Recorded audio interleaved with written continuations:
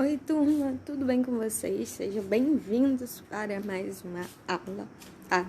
E hoje a nossa aula é sobre o relevo, as águas e as paisagens terrestres, parte 3, tá? Então, uma coisa que a gente já vem falando aí já há um tempinho, né? Sobre a estrutura do planeta Terra, né? Sobre o relevo propriamente dito. E agora nós vamos falar sobre água, tá? Então, a aula de hoje a gente vai falar sobre as águas continentais, ou seja, as águas, né, que estão dentro dos continentes. Então, a gente não vai falar aqui, né, ou se aprofundar sobre as águas oceânicas, né, que estão, né, nos oceanos. Então, vou começar a leitura, né, junto com vocês, e a partir daqui a gente vai comentando, tá? Então, vamos lá. Águas continentais. A água doce é um dos recursos naturais mais preciosos do nosso planeta. Um entre parênteses aqui, né, para a questão da água doce. A água salgada, a gente sabe que é água com sal, tá? E é um sal que vem da onde, né? Então, o sal da água salgada praticamente vem da composição mesmo, né, das rochas, né? Que nós temos rochas, né, que elas são mais salinas, vamos dizer assim, tá? E quando a gente fala sobre água doce, a gente não tá falando de água com açúcar, tá? A gente usa esse termo água doce porque ela não é salgada, tá? Então seria a mesma coisa que dizer água não salgada. Ou, na verdade, é um tipo de água que até tem um sal, mas não é na mesma proporção, né, do sal mesmo que nós temos das águas oceânicas, tá bom? Então, voltando. A água doce é um dos recursos naturais mais preciosos do nosso planeta. Pode ser encontrada tanto na superfície quanto no subsolo dos continentes. Possui estados diferentes, tá? Já vou falar sobre isso. Então, vamos lá. O que a gente define como águas continentais? Rios, lagos, calotas polares e águas subterrâneas, tá? Que estão divididos entre aquíferos e lençóis freáticos, tá bom? Então, quando eu falei sobre os diferentes estados, porque nas calotas polares a gente tem o gelo, tá? E, em contrapartida, nas outras versões nós temos a água líquida, né? Então, sólido e líquido, tá bom? E o vapor que tá na atmosfera, mas aqui, quando a gente fala sobre águas continentais, a gente só fala sobre rios, lagos, calotas polares e águas subterrâneas que se classificam como aquíferos e lençóis freáticos, tá bom? Já vou comentar sobre isso. A maior parcela de água doce do planeta está localizada nas calotas polares em estado sólido sob a forma de gelo. Então, de todas as formas das águas continentais, a maior parte está em forma de gelo, praticamente inacessível, tá? Mas antes da gente continuar e da gente se aprofundar mais sobre esse assunto, né, eu vou fazer aqui uma revisãozinha sobre o ciclo da água, tá? Então, vocês já devem ter ouvido falar, já devem ter estudado sobre o ciclo da água, então vou explicar isso aqui para vocês, tá? Então, quando a gente fala sobre ciclo da água, a gente está falando sobre a dinâmica da água do planeta, tá bom? Então, é um ciclo, então ele é cíclico, né? Então, ele não tem o início, ele não tem o fim, e ele acaba sendo, né? Ele acaba sendo renovável, ele acaba sendo circular. Podemos encontrar água nos 3 estados físicos nesse ciclo, tá? Sólido, líquido e gasoso, tá? O estado físico da água pode ser alterado por diferentes fenômenos, como, por exemplo, a ação da energia solar. Então, a gente sabe que o processo de evaporação da água está diretamente relacionado com a ação da energia polar. E aí a gente entra nas fases, né, de evaporação, condensação, precipitação, absorção e escoamento, né? Então aqui, né, nós temos uma imagem, peraí, tentando dar zoom nisso aqui. Eita, peraí, uma hora vai, só um minuto, paciência. Ok, então, vou pegar o vermelho aqui. Vermelho. Então, o ciclo da água, ele vai começar ali pela evaporação, vamos dizer assim, né? Começo, né? Porque começa pelo aquecimento, né? Da água, né? Dos raios solares. Então, quando a gente tem um processo de evaporação, esse processo, ele acontece por toda a superfície do planeta, tá? Então, não é só a roupa que tá no varal, né? Então, evapora a água do rio, evapora a água do oceano, tá? Evapora a água total, né? Que tá ali exposta, né? Então, a partir da evaporação, a gente vai ter um processo, né? Que a gente chama de condensação, né? Então, essa água, né, que se transformou em vapor, vai alcançando os pontos mais altos da atmosfera e nisso, esses pontos mais altos, eles são mais frios, a temperatura desse vapor cai, né, diminui e ocorre o processo de condensação com a formação das nuvens, tá? Mas ao mesmo tempo, a gente também vai ter a movimentação do vapor d'água, né? Então, tem os ventos ali atmosféricos que vão ficar também atuando, né? Então, às vezes, quando você olha para o céu e vê uma nuvem voando, uma nuvem andando, uma nuvem se mexendo, é por causa disso, tá? Beleza.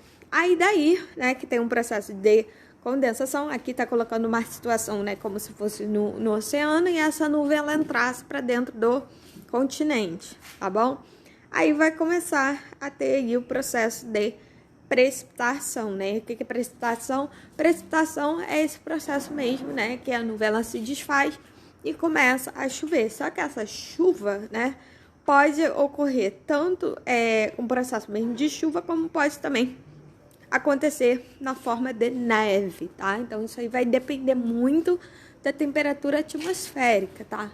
Então, pode chover ou pode nevar, tá?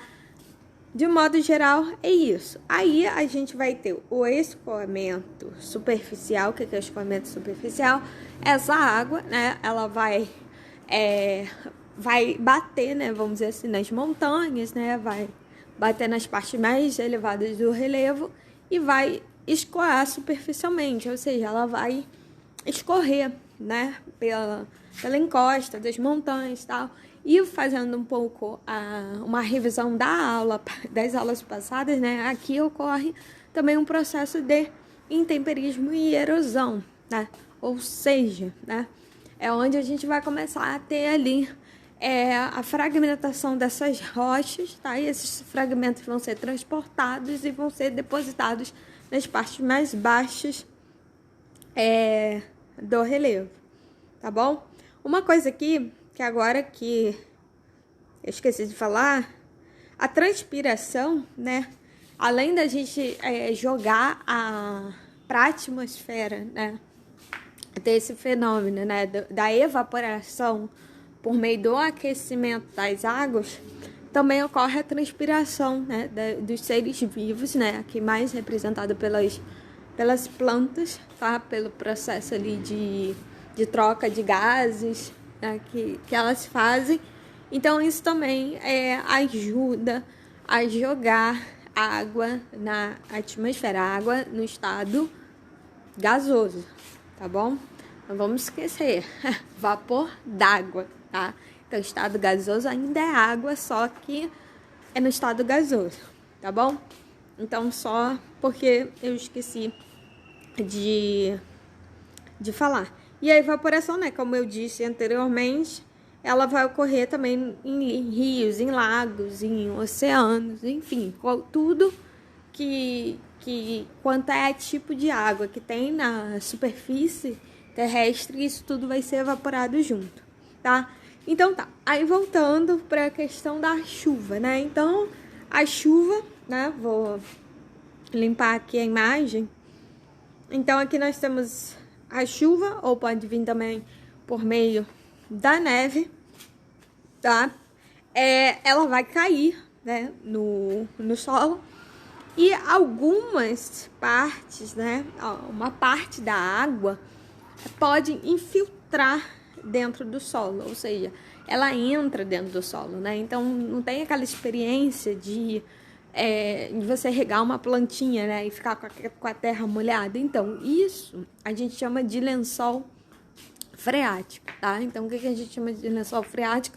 Essa permeabilidade, né, essa permissividade da água no solo, né? Então, se a gente tem um solo, né, que tem água dentro, que ele fica encharcado, então a gente pode dizer que ali tem um lençol freático. Ou então pode acontecer a formação de aquíferos, né? O que são aquíferos? Aí são reservatórios mesmo de água, né? Então são reservatórios subterrâneos, né? Então é uma parte, né, vamos dizer assim, como se fosse uma piscina subterrânea de água, tá? Então, por meio dessa infiltração, vai acontecer o escoamento subterrâneo, ou seja, a água ela vai começar a percolar, ela vai começar a percorrer por dentro, né, por baixo do solo, e pode chegar, por exemplo, no rio, pode chegar no oceano por baixo também, tá? Então, a gente vai ter o escoamento superficial, que vai por cima, tá? Esse escoamento ele pode ser tanto no sentido de ir junto com o rio, né? Então, se forma um curso d'água, ou então pode acontecer de simplesmente a água ela molhar, né? As montanhas, molhar o relevo e simplesmente descer, tá bom? Pra cá. E agora a gente vai falar sobre algumas coisas, né, alguns elementos, né, que são muito importantes quando a gente fala sobre águas continentais, tá? Então não tem como se falar sobre águas continentais sem falar sobre rios, por exemplo, tá? Então vamos lá, o que são rios? Rios são cursos de água terrestre, ponto. Essa é a definição de rios, tá? Então, nos lugares que percorrem, exercem influência na formação da paisagem, né? Ou seja, os rios, né, eles mudam, né, a paisagem, eles mudam o lugar, né? Então, um lugar onde tem rio, geralmente tem vegetação, tem floresta. Por quê? Porque tem água, né, por ali. Lugar onde tem rio também é possível ter povoamento, ou seja, pessoas que começam a construir cidades em volta de um rio, porque o rio é fonte de água e é essencial para diversas coisas, tá bom? A água dos rios pode desgastar o relevo e formar corredeiras, né? Ou seja, aquela ideia, né, de que a força da água ela vai quebrando as rochas, ela vai modificando, né, a estrutura do solo, ela vai cavando. Então, para quem já viu, né, alguém limpando calçada usando uma torneira, sabe que se fizer pressão na água, a água ela consegue remover a sujeira. Então, na natureza, os rios que têm grandes forças, eles acabam formando, né, corredeiras. E os rios, de modo geral, eles podem ou não propiciar o desenvolvimento da vegetação em seu entorno, tá? Então, o que Peraí. Então, o que acontece, né? Como eu tinha dito no início, né, a vegetação, ela pode, né, se formar em volta do rio, porque geralmente, né, em algumas regiões do mundo, onde nós temos climas que são quentes, onde nós temos climas onde costuma chover bastante, quando se tem um rio, ele acaba sendo muito importante para a sua vegetação em torno. Então, vou dar um exemplo para vocês. A floresta amazônica, né? A floresta amazônica é a maior floresta do mundo, tem grandes árvores e tal. E também tem uma rede de rios muito grande que abastece essa floresta, tá?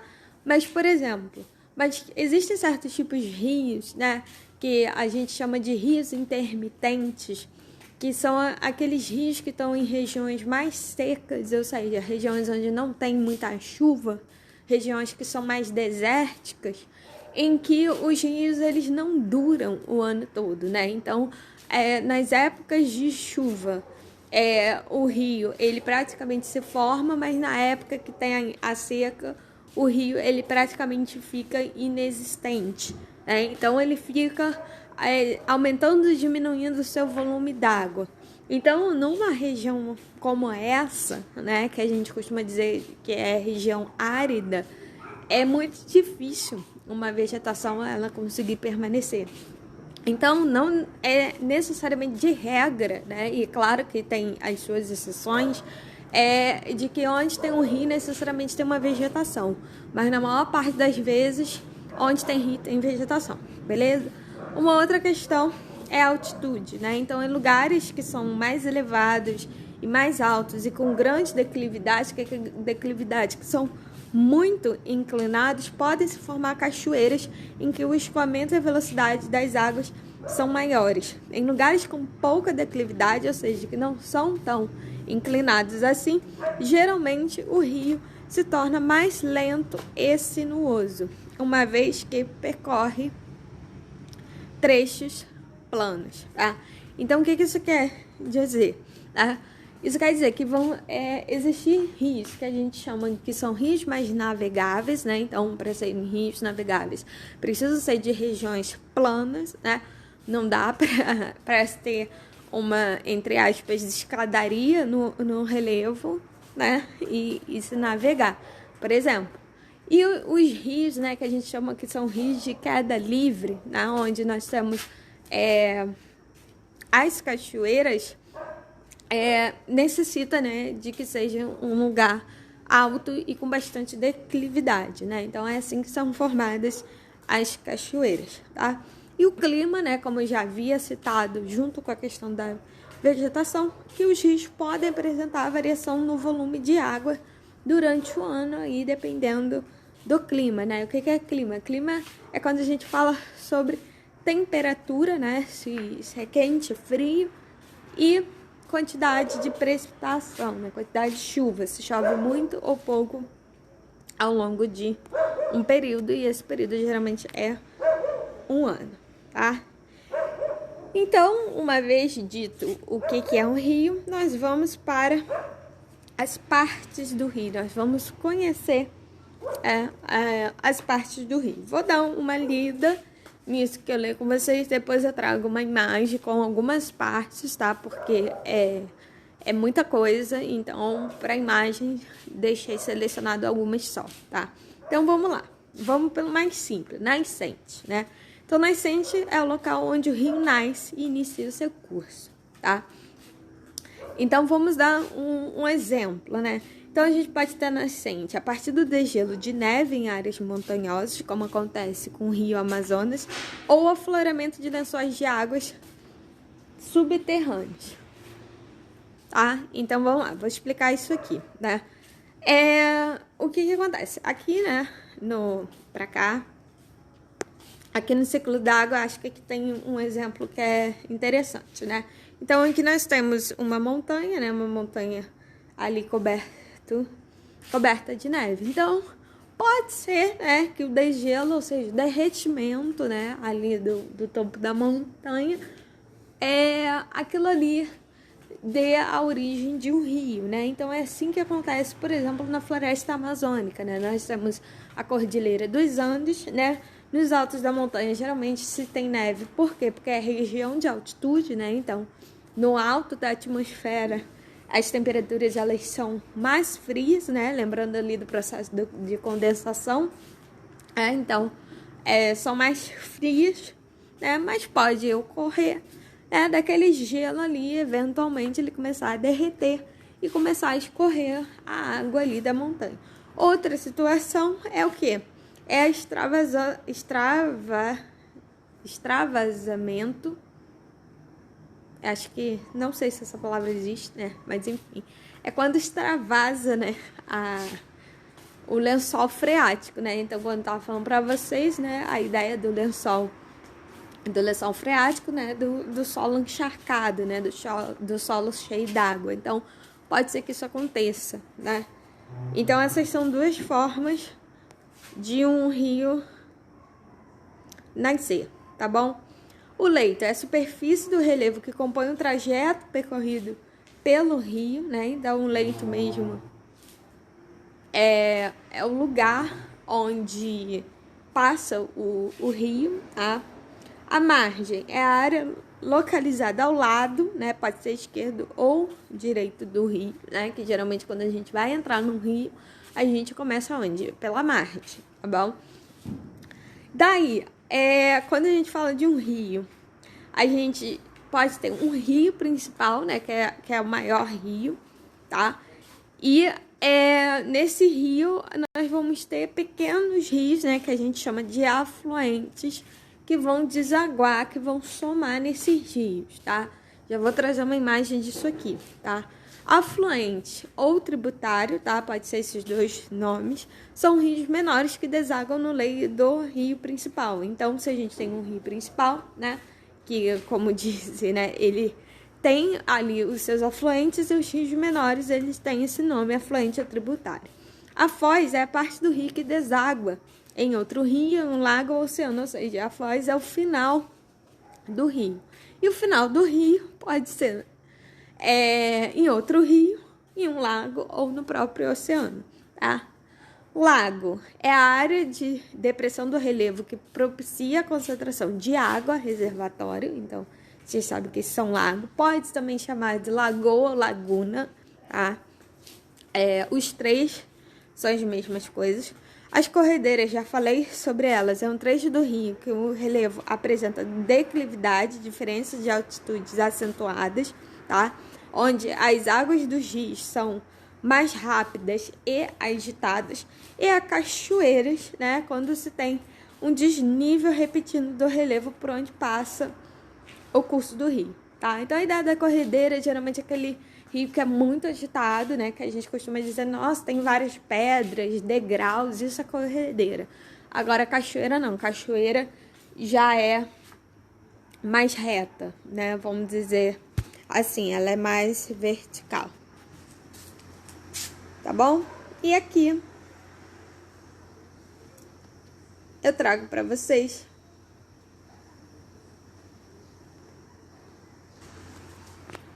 as imagens, né? Então, vamos lá por parte. Então, aqui nós temos a nascente, né? Como eu falei. Vou por partes, tá, gente? Afluente, né? Como eu falei, são rios menores que desagam no rio principal. Então, esse aqui é o rio principal. O leito, né? Então, aqui é o leito, né? Praticamente onde passa o rio. A margem, tá? Então, a margenzinha, ela fica aqui. A foz, porque é onde termina o rio. E aqui aparece uma outra coisa que é chamada de meandro, né? Então, o que é meandro? Meandro é quando o rio, ele já faz várias curvas, tá? Então, as curvas do rio, a gente chama de meandro. Tranquilo? Deu para entender? Ok. Tá? E daí, agora a gente vai falar um pouquinho sobre clima e regime fluvial. Gente, fluvial é uma palavra que a partir de agora vocês vão ter que se acostumar, tá? Então, quando a gente fala de fluvial, a gente tá falando sobre rio, tá? É uma palavra, um termo oficial que, enfim, é oficial, né? Então, fluvial significa rio, tá? Vou deixar aqui outra palavra também. Pluvial significa, tá? Chuva, tá? Então, fluvial, rio, pluvial, chuva, tá? Então, vamos lá.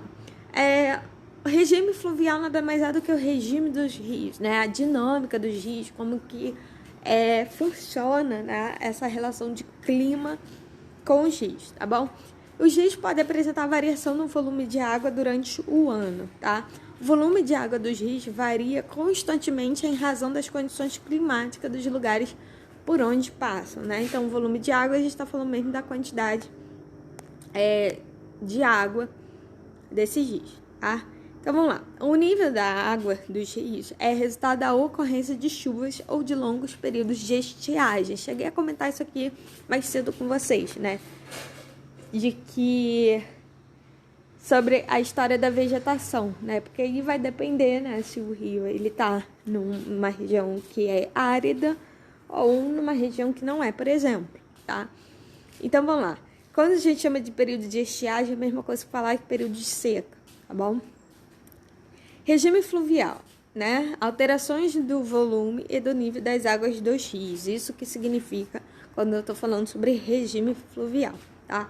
E daí a gente tem dois períodos, né, nesse regime fluvial, tá? Um que a gente chama de período vazante ou período seco, tá? Que é um período em que a quantidade de chuva é menor, o volume e o nível dos rios são reduzidos, tá? Então, no período de estiagem, tá? Clima semiárido, ou seja, quase seco, com pouquíssimas chuvas, muitos rios chegam a secar e a expor o seu leito, tá?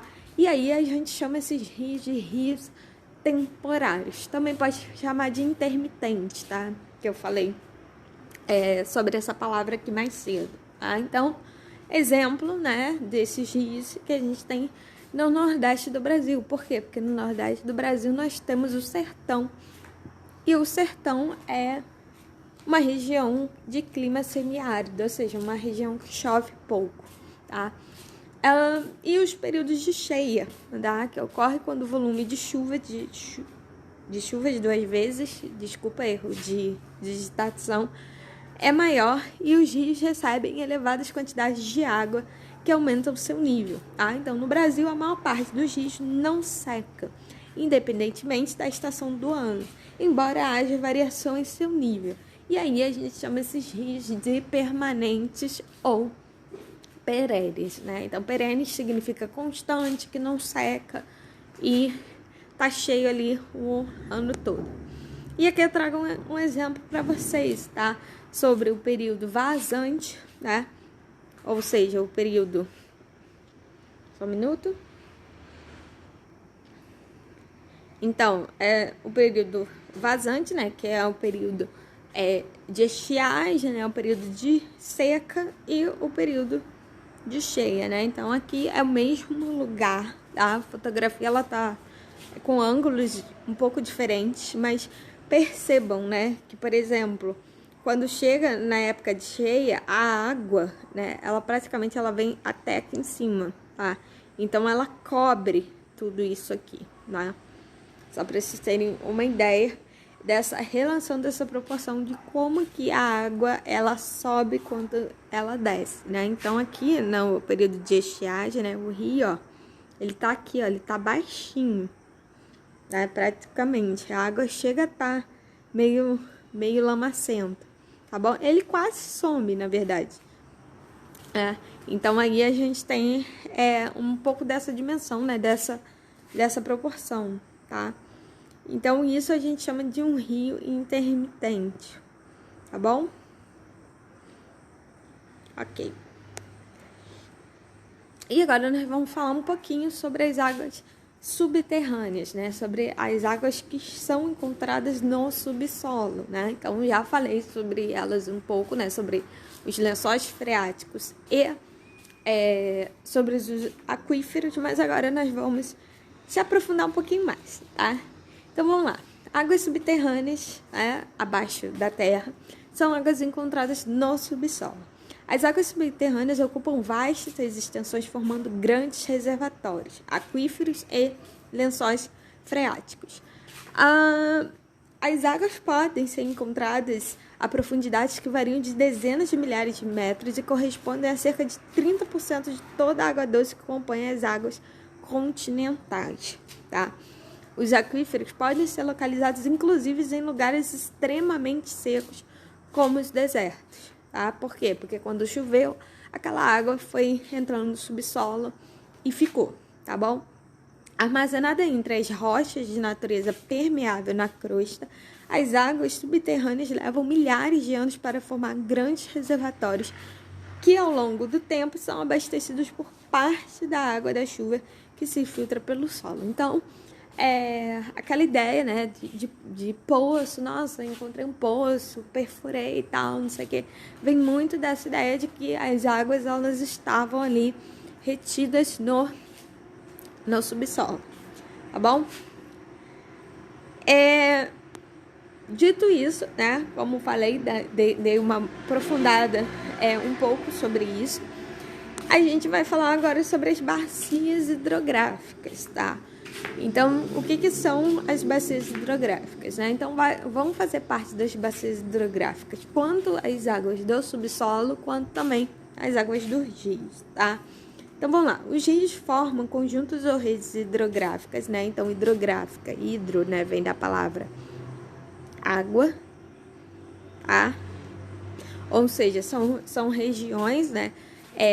Referentes a reservatórios de água, mas já vou explicar isso aqui daqui pra frente, então eu vou com calma, tá bom? Mas só para vocês entenderem, quando se fala sobre hidrográfica, a gente tá falando de água, né? Porque hidro vem da palavra água, tá bom? Então, os rios formam conjuntos ou redes hidrográficas que pode ser compostos de uma ou mais bacias hidrográficas, beleza? Aí vem a pergunta, professora, o que são bacias hidrográficas? Tá? Bacias hidrográficas compreendem o conjunto de terras por onde percorre o rio principal e seus afluentes, né? Então, tendo um relevo, né, é a região onde nós temos um rio, né, e seus afluentes, né, que a gente chama de braços de rio, a gente chama isso de bacia hidrográfica. E por que a gente chama isso de bacia hidrográfica? Porque ela tem um formatinho como se fosse de uma bacia, né? Então, por exemplo, aqui, ó, nós temos as montanhas, né, pra cá, tá? E nas partes mais baixas do relevo, nós temos o quê? Os rios, né? Então, pode-se dizer que é tipo uma bacia, né? Como se pegando ali uma bacia de pipoca, uma bacia de roupa, né? É como se tivesse as montanhas fossem as paredes, né? E o fundo da bacia fosse mesmo os rios, tá? Por isso que o nome é bacia, tá? E na bacia hidrográfica nós vamos ter o divisor de águas, né? Que é uma porção mais elevada do terreno, morros e serras, que estabelece o limite entre as bacias hidrográficas. Então, por exemplo, aqui nós temos umas montanhas aqui, né? Peraí, vou mudar a cor para não confundir. Então, aqui nós temos, né, umas montanhas, né, pro lado de cá, né? E o que acontece? Elas dividem, né, deixa eu ver uma cor aqui. Elas dividem as bacias, né? Então, do lado de cá a gente tem uma bacia, do lado de lá a gente tem outra bacia, tá? Então, o topinho das montanhas que a gente chama de divisor de águas, tá? Por quê? Porque quando chove aqui em cima, né, parte da água escorre para um lado, parte da água escorre para o outro. Ou seja, a água ela não fica em cima do topo da montanha, tá? Só para vocês entenderem. Então, uma porção mais elevada do terreno, morros e serras, né, que são as porções mais elevadas, tá? Que estabelece o limite entre as bacias hidrográficas, tá? Deu para entender? E agora nós vamos falar um pouquinho de Brasil, né? Como que é a rede hidrográfica brasileira, como que isso funciona, tá? Então, vamos lá. Delimitação da região hidrográfica. O que é uma região hidrográfica? É limite da área que abrange um rio principal e seus afluentes, ou seja, considerando ali da nascente à foz, do início ao fim, aspectos culturais e econômicos. Ou seja, no caso do Brasil, tá? As bacias hidrográficas elas não são classificadas tão somente pelo fator natural, né? Então considera ali também a cultura, a economia, né? Como que a população utiliza daquela bacia hidrográfica, vai considerar os fatores históricos, enfim, tudo isso, tá? Pode apresentar características diferentes e beneficiar atividades econômicas, tá bom? Falar um pouquinho sobre isso, né? Sobre atividades econômicas. Cara, os rios, né, como eu tava falando, né, podem servir para navegação, né, então para exportação de algum produto através de hidrovia, meio de transporte e tal. Pode servir para geração de energia hidrelétrica, né, através de usinas mesmo de energia, né, que são as duas principais formas, né, de uso da água aqui no Brasil, tá bom? Mas também pode ser utilizada para o abastecimento de água de cidades, pode ser utilizado para a irrigação da agricultura. Então, assim, tudo isso é considerado quando a gente fala sobre regiões hidrográficas do Brasil. Repare uma coisa, o termo é regiões hidrográficas, não é só bacias hidrográficas, tá? Então, bacias hidrográficas, a gente fala de modo geral, né, sobre a natureza, mas regiões não, regiões a gente considera outros fatores. E no caso brasileiro, se considera além do fator natural, né, a bacia hidrográfica propriamente dita, também os aspectos culturais e econômicos, né? Por quê? Porque a partir daí pode-se dizer que o Brasil ele tem 12 regiões hidrográficas. Já vou falar sobre esse mapa aqui, mas agora vou vir para cá para cima. Dessas 12 regiões, tem duas, né, que são consideradas as principais. A primeira delas é a amazônica, né? Adivinha por quê? Por causa da floresta amazônica. Então, é a maior floresta equatorial do mundo, tá? E possui extensas hidrovias em razão das águas calmas dos rios, né? Então, os rios da floresta amazônica são muito, né? São muito calmos, são muito grandes, né? Então, é possível fazer essa dinâmica da navegação. E a região do Paraná, já vou mostrar isso aqui no mapa para vocês, apresenta grande potencial de energia, né? Então, onde nós temos a maior hidrelétrica do Brasil está nessa região, tá?